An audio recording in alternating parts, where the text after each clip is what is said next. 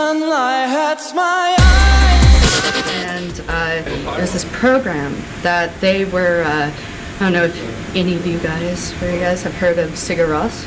No. He's like this Icelandic composer, just like ambient trance type thing with instrumentals, and it's like really crazy. I used to listen to him in high school, and like put it on in headphones, you could hear it very, very well, but still hear the environment around.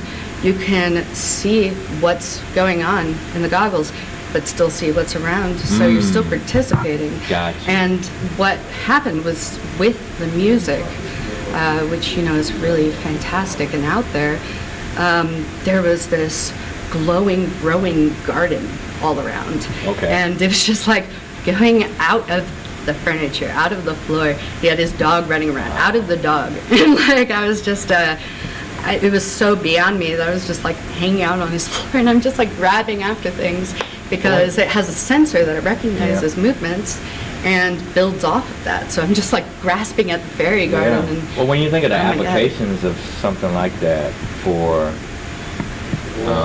training, for a predetermined reality, right? Say, for instance, part of what we do is teach kids to think outside the box about disaster recovery and trying to respond to a disastrous situation. So do you think, like with Magic Leap, you can put people in a room and basically create scenarios where people would have to respond to certain kinds of environments, and that helps them to, because I know as a soldier in the Army, I can imagine putting soldiers in situations where they have to, on the fly, respond to certain phenomena. Training police officers, firefighters, hospital workers.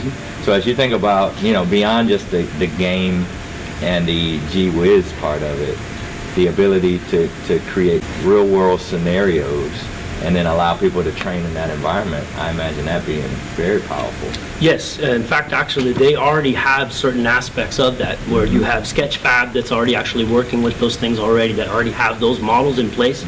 So let's take for construction, for instance. If you have basically the environment that you're already going to create, which is basically the 3D model, you already basically can put in there where the safety zones are. You can already teach your construction workers where the safety zones are, where these components are, where this is not being made as of yet, or this has already been made. These are the safety structures. Maybe there might even be where the pylons are, where they need to walk across. All of these things that need to be implemented can be done now. It's almost like previewing what it is, the landscape that you're going to be walking into. Wow. Which is essentially what we try to teach our children anyway, as far as mathematics or those kinds of things. If they understand the rules going in, it becomes the idea of how they can actually solve the problem, because they know everything that they need to know ahead of time. So you guys think we're going to have this here for the kids too? we're going to have 3 different programs for it. So you hear that at the North Dekalb Mall, January 28th through February 3rd, we're going to have this, what's it called again? Magic Leap. Magic Leap here in this community for our kids to try to experience this for the first time. And most anywhere in the country, this is not available. Right? I mean, they're around, but they're very, very hard to find. They're Very independent expensive. studios. They're very expensive. Very expensive. Very because expensive. they had a genius marketing strategy and business strategy where they just stayed private the whole time. Like you said, everybody thought it was vaporware. Right. Like because they were so on the DL about it, but because of that, whenever they actually came out, it just stunned people because they had just seen like the HoloLens or Google Glass or something, and that is just like that's what I was expecting, and that's what I was so blown away because it's such a poor impression of what's actually going on. It's so lightweight, and it's just, I mean, it's beautiful. Like right now they are doing the wow factor kind of thing with it, you know, because entertainment's a really good segue. But if you're talking about practical application, like people use that with VR more than anything, especially with training tools.